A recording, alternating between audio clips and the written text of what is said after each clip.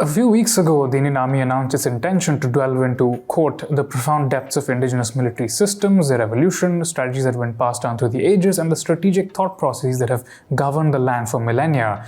It aims to, quote, reintroduce classical teachings and revitalize knowledge creation from India's rich classical heritage. This proposal is interesting, and I think we can learn a lot from a broader awareness of South Asian military traditions. But before we do that, we need to understand that classical texts were historical objects. What does the Arthasastra actually say about military systems and grand strategy? And why is classical only limited to texts before the 8th century CE, when South Asia experienced extraordinary military transformations in the 11th and 15th centuries and beyond? I'm Anirudh Kanisetti, historian author of Lords of the Deccan. Welcome to Thinking Medieval, where every week we tell you something new about our complex, innovative past.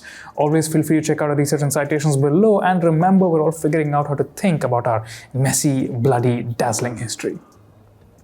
Full disclosure, I have previously conducted lectures and workshops for officers from the armed forces, specifically on the strategic aspects of the Arthasastra. For that opportunity, I thank my mentors, some of whom are occasional columnists for ThePrint. I'm sure that my views might provoke strong discussions in the comments, so I'll respectfully not mention their names or my discussions with standing officers of the armed forces. So with that said, what kind of text is the Arthasastra? It serves as a manual for a Vijigishu, someone aspiring to be a conqueror, and explains how to organize and succeed in the complex enterprise of state building, often at significant personal costs. Book 8.12 explains how the king is to be wary of everyone around him and employs spies and assassins ruthlessly. Book 4 shows how to use extreme violence against dissenters. Book 2 discusses how to build an expansive state apparatus that manages fields, commerce, mines, forest resources, and so on. Scholars like Sri Lankan American Patrick Olivelle suggest that the Arthasastra was composed and revised over multiple centuries. Its core probably dates back to the modern period. Its author or authors frequently reference earlier works, legends, and historical events, either dismissing or agreeing with them as necessary. It's an extraordinarily hard-nosed text with the stated goal of the establishment of an ideal and prosperous state.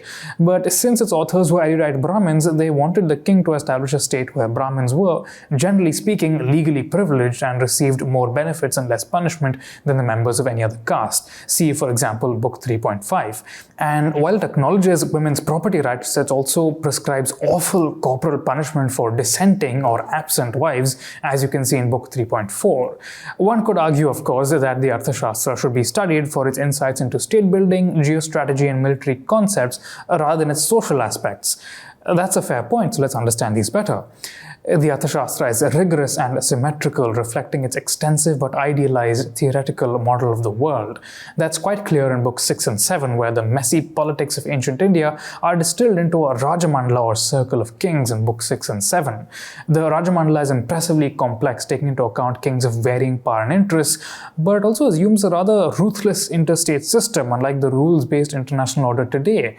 It also doesn't actually reckon with the states of its actual historical world, which were mostly not centralized, had multiple competing dynasties within them, and were quite socially diverse.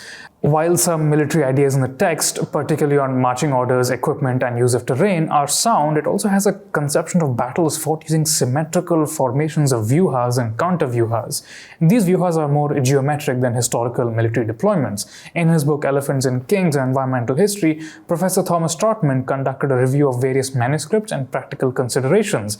He agrees that while some vyuhas existed historically, many in the Arthasastra seem to have been inserted to maintain the text's theoretical symmetry. The Arthasastra was certainly a landmark text and remained popular for centuries after its composition. Olivelle notes that it continued to be cited by writers such as Manu of the Manusmriti, Vatsyayana of the Kamasutra, and Dandin, court poet of the Pallava dynasty in 8th century South India. And during the early medieval period, many kings went out of their way to invite Brahmins to settle in their territories and claim to establish the caste system. For example, the Chalukya king Pulakeshin I or the Bhaumakara king Shubhakara Deva II.